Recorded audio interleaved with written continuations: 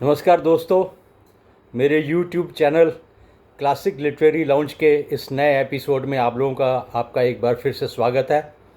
हम बात कर रहे हैं managing conflict lessons from Panchatantra. और अभी तक हमने जो स्ट्रेटजी जानी है वो स्ट्रेटजीज थी कन्फ्लिक्ट को अवॉइड करने के लिए, मैनेज करने के लिए, जो कौओं ने बनाई थी।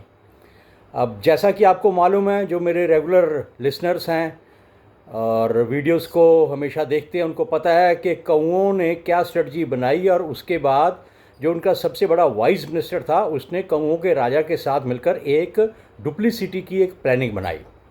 चलिए आप देखते हैं कि उल्लुओं ने क्या स्ट्रेटजी बनाई। तो हुआ ये कि जब कौओं का सबसे बड़ा वाइस मिनिस्टर उसको एक प्लान करके, इंजर्ड करके उस रास्ते पर छोड़ दिया गया जहाँ से उल्लुओं का राजा अपने मंत्रियों के साथ सैर करने के लिए आया करता था। तो जब उन्होंने देखा कि ये तो यहाँ पर जख्मी पड़ा हुआ है, अब वो हैरान परेशान हो गए। And the owl king started asking, rather taking consultation from his ministers also, that what he should do.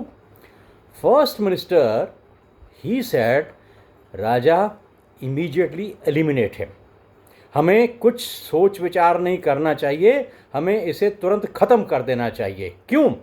क्योंकि अगर हम ऐसे एनिमी को जो कमज़ोर है, इंजर्ड है, आपका नुकसान नहीं कर पा रहा है, उसको अगर ज़िंदा रहने का मौका देंगे, तो अगर वो ज़िंदा बच गया, ठीक हो गया, तो अपनी पावर को दोबारा से इकट्ठा करके आपके ऊपर अटैक कर सकता है।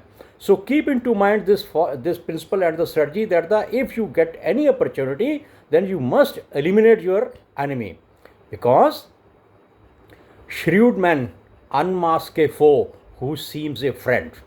जो एक बेस बदल कर आते हैं दोस्त का चेहरा लगाकर, लेकिन होते हैं दुश्मन, उनको जो श्रीव्ड मैन होते हैं वो बड़ी जल्दी पकड़ लेते हैं और उनको उसी वक्त ख़त्म कर देते हैं, ताकि वो फ्यूचर में कोई भी उनको हार्म या नुकसान ना कर सके।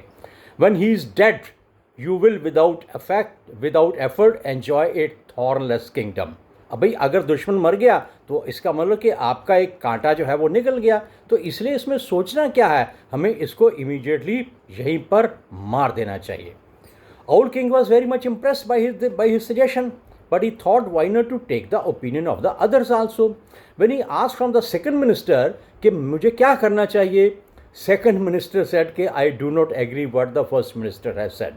तो दोस्तों, दूसरे मिनिस्टर ने क्या एडवाइस दी, इसके बारे में बात करेंगे अगले एपिसोड में। तब तक के लिए आप लोगों का बहुत बहुत धन्यवाद। जय हिंद।